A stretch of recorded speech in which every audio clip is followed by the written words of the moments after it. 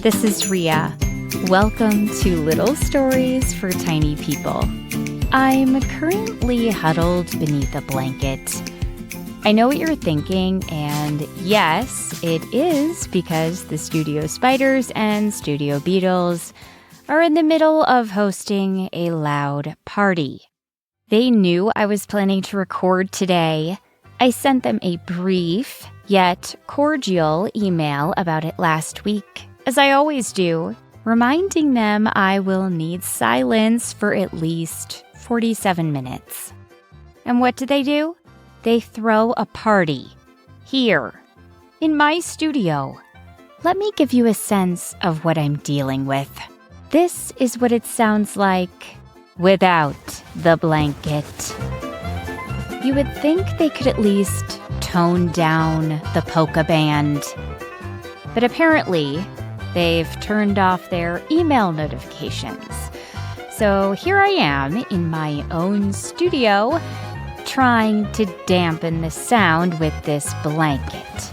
I would come back later, but I really have to get this done. Remember, I do this for all of you. Oh, I think they might be sitting down to eat. It's quieted down quite a bit. No time to waste. Let's get to our story. It's called Tail Painting with Ms. Winter. Take it away, Abigail. Remember, there are no pictures. You have to imagine them in your mind. You can imagine them however you want. Okay, here we go!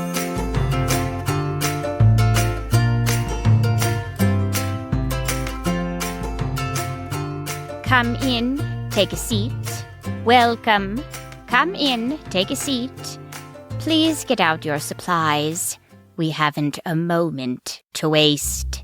Ms. Winter was a severe-looking red fox with small dark eyes and a long, luxurious tail. She wore a painter's smock covered in swipes of color. She stood with her back pinned straight as she watched her students file into the clearing in the great forest. She'd set up easels all around the clearing beneath a circle of open sky. It was early winter, but the air was temperate. The trees hadn't yet given up their leaves. The students filed in, carrying their canvases, wearing nervous smiles. Most of them were foxes, but there were other animals. A tortoise, a few badgers, a groundhog or two, and some small animals. A chipmunk with big eyes, a rather daring rabbit.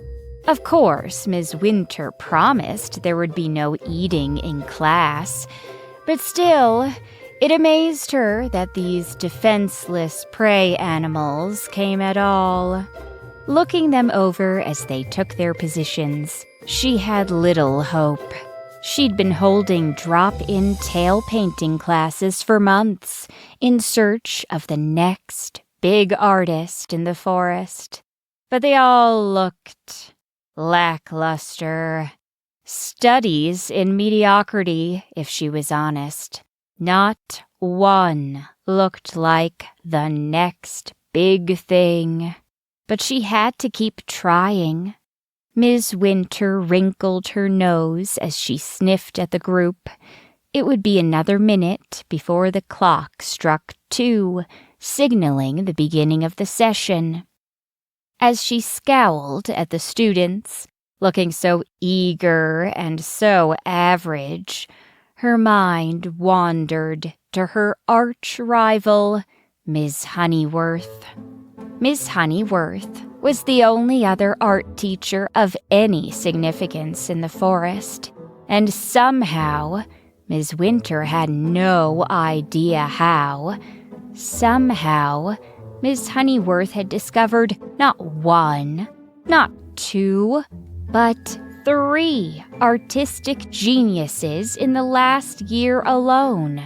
Ms. Winter grimaced as she thought back to the many newsletter articles and radio segments fawning over Miss Honeyworth and her star students.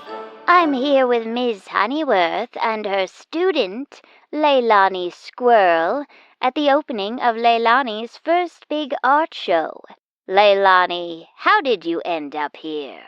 Well, it's really all due to Miss Honeyworth. Oh, Leilani, it's all you. No. Miss Honeyworth plucked me out of her class. She saw I had talent. She helped me cultivate my... Ms. Winter sighed at the memory. It had been 3 years since Miss Winter had hit that kind of jackpot. Pierre La Groundhog had been an incredible find, and his art shows had drawn sizable crowds. Back then, the radio hosts begged for interviews with the two of them. I'm here with Pierre La Groundhog and his mentor, Miss Winter, at the opening of Pierre's much-anticipated art show entitled Forest, Seen and Heard. Pierre, tell us how you found yourself as the most sought-after young painter in the forest.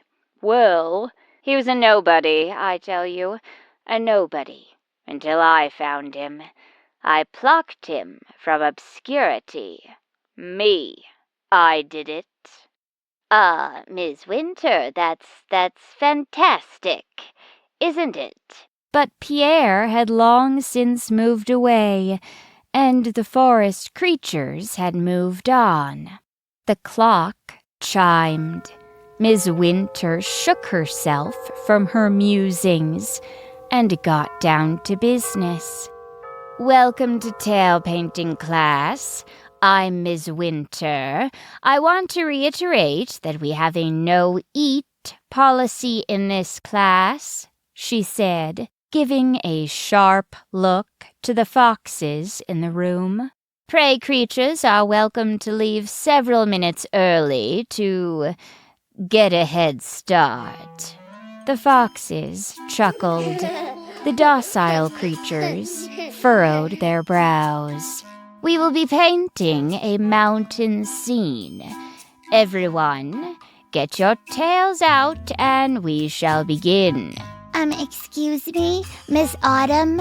Said a young fox with eyes that blinked rapidly behind round spectacles. It's Miss Winter.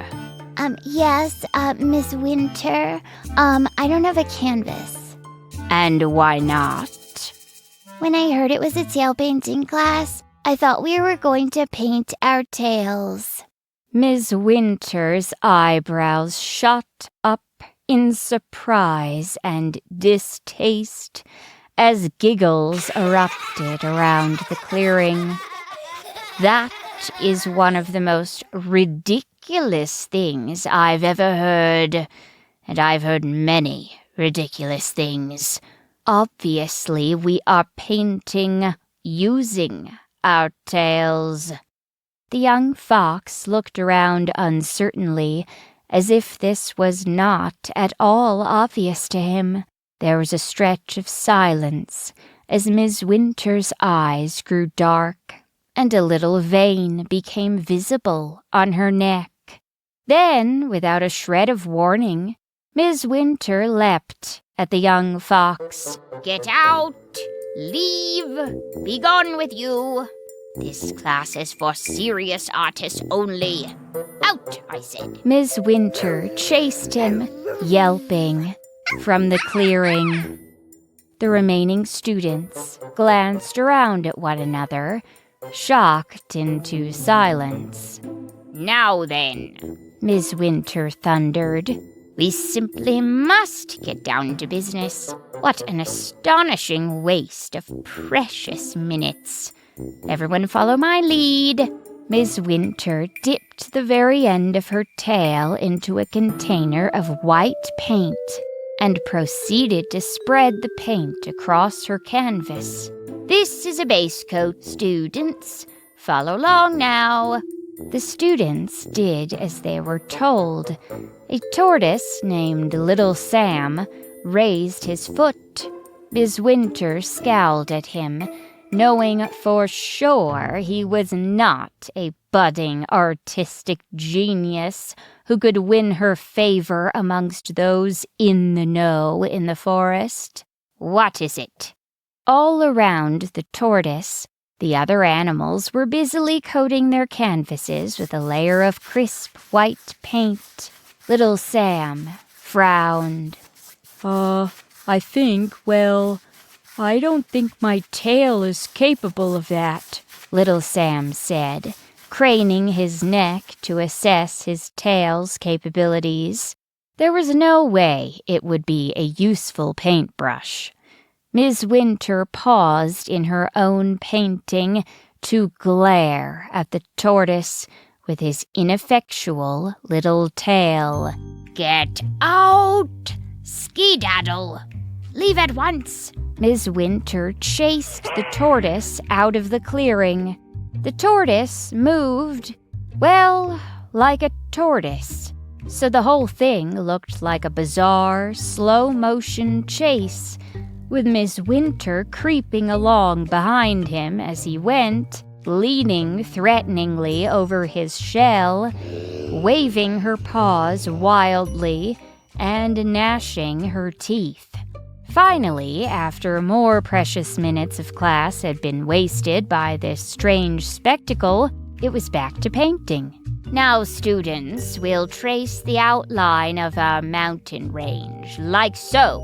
Miss Winter dipped the end of her tail in navy blue paint and traced the uppermost edge of the mountain range on her canvas.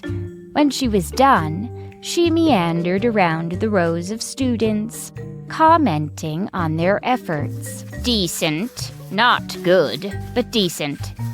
That looks like something my pet beetle would paint." Miss Winter came to a garden snake who was grinning in a way that irritated her. His grin was doubly infuriating because his painting was a mess of blobs and swipes across the canvas. Miss Winter stared at him with narrowed eyes. "Tell me, do you think this looks remotely like what is on my canvas?" A little?" The garden snake's smile withered. "Get out! Remove thyself!" And Miss Winter chased him out of the studio, nipping at his tail. She dusted herself off and returned to her canvas, feeling any hope of finding the next big tail-painting star slipping between her paws. Next, we will shade this section with a wash of blue. It should be a light wash, nothing too opaque. We'll be adding layers as we go. Miss Winter demonstrated the next step, then again wandered among the students, allowing for the slim possibility that she'd find a standout in this bunch of middling painters. That's when she made her discovery. It was after she'd walked past a number of untalented artists. "How am I doing, Miss Winter?" "Poorly." "Do you like my mountains, Miss Winter?" "Not particularly." Then it happened. She rounded the perimeter of the group and was headed back towards her own easel when she saw something magnificent. A tiny chipmunk perched on a stool, painting a canvas with flicks of his slim little tail. The landscape he'd created was breathtaking. Miss Winter stopped and stared. She felt a buzz of electricity run through her. This was it. She'd found the next big thing.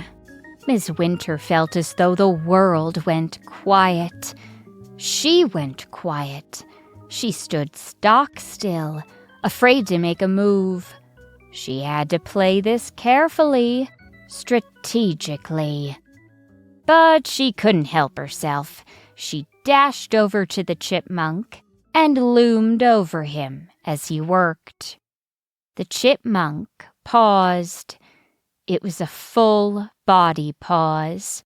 The freeze that animals of his size and nature were used to doing at any sign of threat. He looked up to see Ms. Winter smiling down at him, her teeth glinting in the afternoon light. Hi, the chipmunk said. Well, hello, Miss Winter said, in a voice she hoped was dripping with sweetness. Tell me about your painting. Do you mind backing up just slightly? It's just that I'm allergic to fox hair. Of course. Miss Winter stood up straight and took a tiny step away from the canvas, with what she hoped was a warm smile stretched across her face.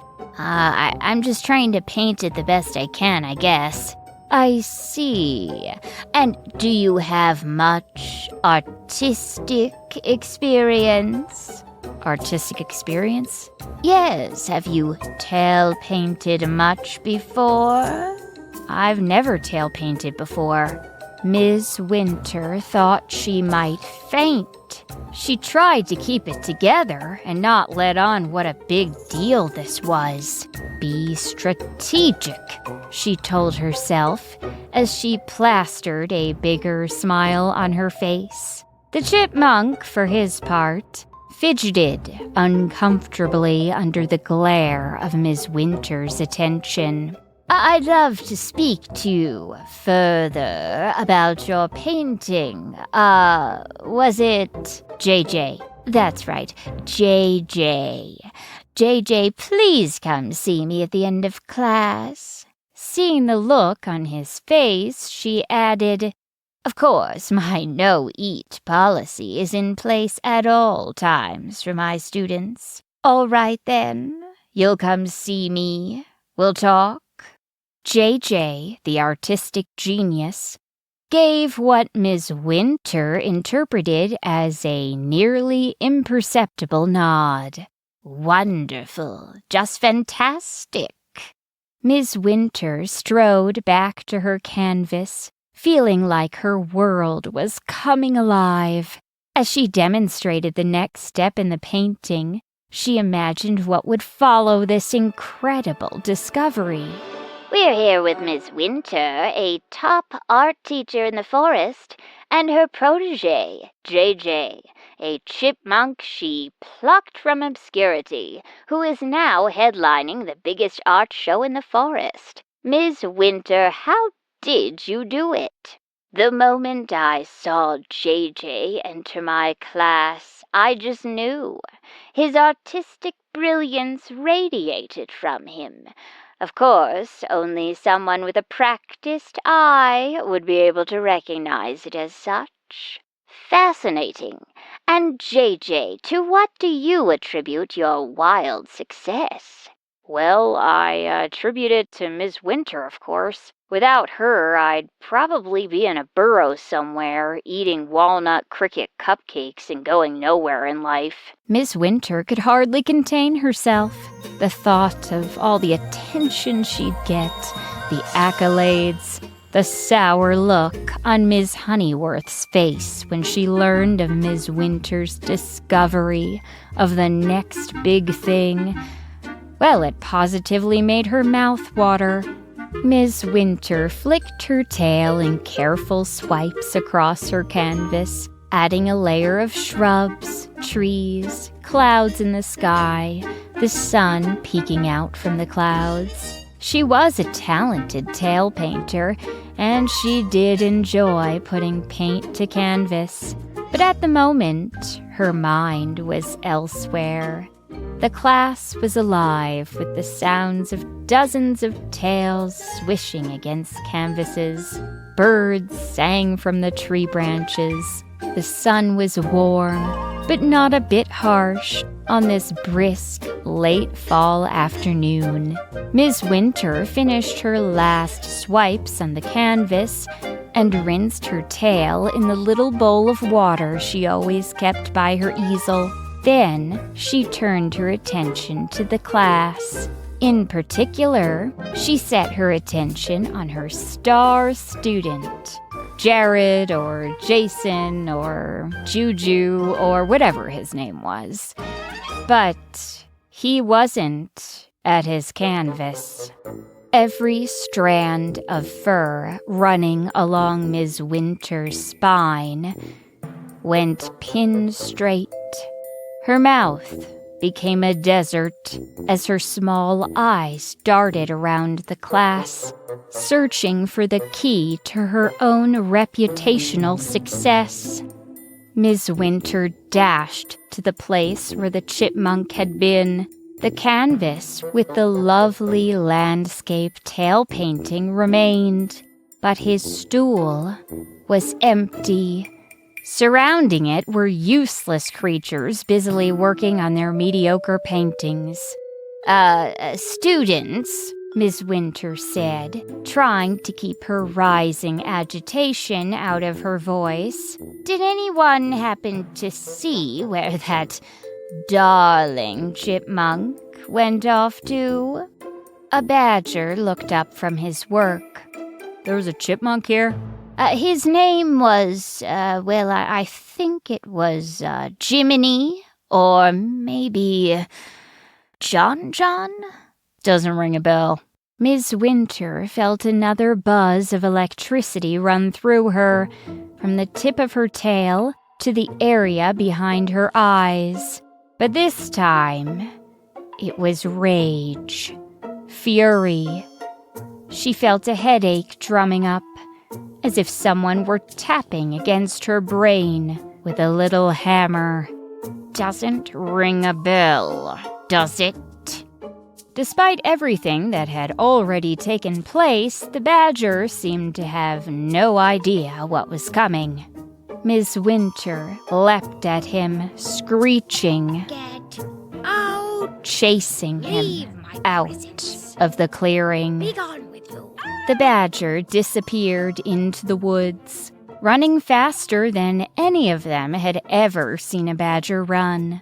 The remaining students stopped painting. They stared at Miss Winter with wide eyes. All of them looked like prey animals now, even the foxes. Miss Winter slunk through the stools and easels, sniffing for the chipmunk. Every now and then she thought she got a whiff of him, but it would turn out to be some other sad little creature sitting in front of an equally sad attempt at art. She nearly searched every square inch of ground beneath her students' feet when she stopped short and pricked up her ears. Miss Winter, in addition to being a talented artist, had exceptional hearing, and what she heard in that moment stopped her cold. It was chewing. There was a fox, a young fox, mindlessly chewing on something.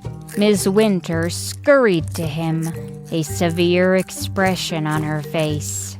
The fox paused mid-chew and blinked up at her. The painting on the fox's canvas was amateurish at best, as if it were made by a child. Miss Winter's eye twitched as she glared down at this ridiculous, untalented fox who had apparently just eaten her star student, Johnny, or whatever his name was. Just casually swallowed up her future as if it was nothing, a mere snack to be gulped down. That's when Miss Winter really lost it. I can't even recount the details. It would be too unsettling. She didn't eat any of her students. She did abide by her own no-eat policy, but she certainly scared them as she chased them all, every single one, out of the clearing. Get out! All of you! Be gone! Most of them abandoned their paintings on the easels, but a few daring students dragged their canvases out behind them, with Ms. Winter nipping at their heels.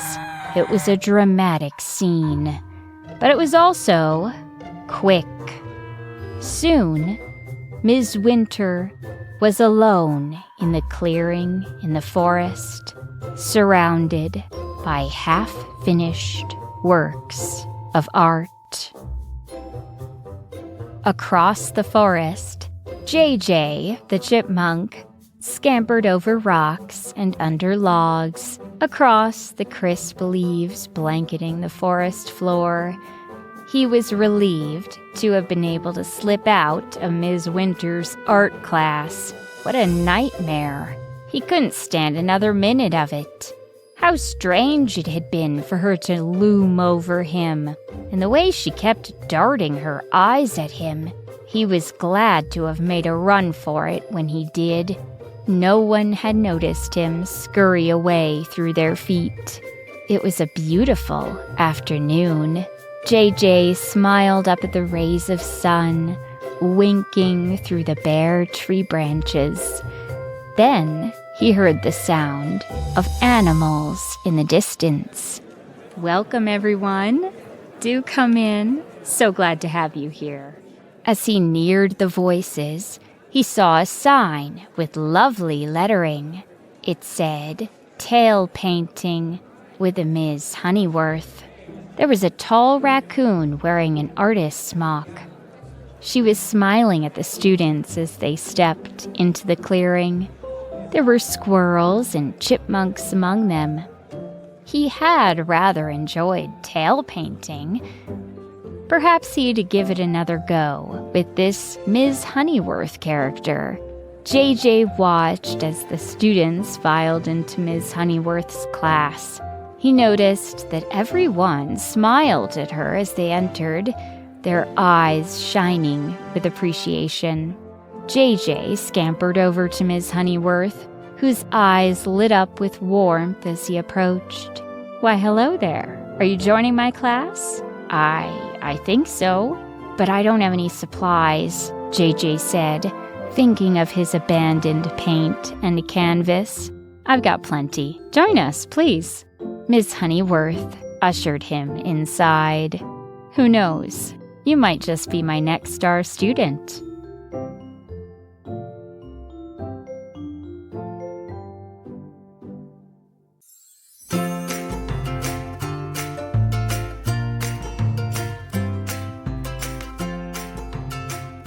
That worked out really well. It's been so quiet in here. Perfect, really. I guess I just have a knack for timing. Well, joke's on them, because I was able to get through my entire story without interruption. Honestly, I don't even know how they got that polka band in here. I'll investigate when I'm done. I hope you loved the story. Little Stories for Tiny People is written, performed, and produced by me, Rhea Pector. My in-house tech director, Peter Kay, runs my website and puts my stories on the internet for all of you to enjoy. Thank you to my Little Stories premium subscribers for making it possible for me to continue sharing stories with children around the world. You can join to get more of the stories you love, ad-free listening, and access to Little Stories for Sleep, a bedtime podcast featuring brand new sleep stories, by visiting littlestoriespremium.com. Thank you to Abigail for the super important reminder message at the beginning. And thank you to the many premium subscribers who supplied sound effects used in this story. Thank you to Madeline, Sanaya, Cecilia, Sage, David, Evelyn, Milo, Ellie, Daya, Ada, Jack, Carter, Sabina, Natasha, Ani, Una, Elowin, Juniper, and Holden. And thank you, as always, for listening in.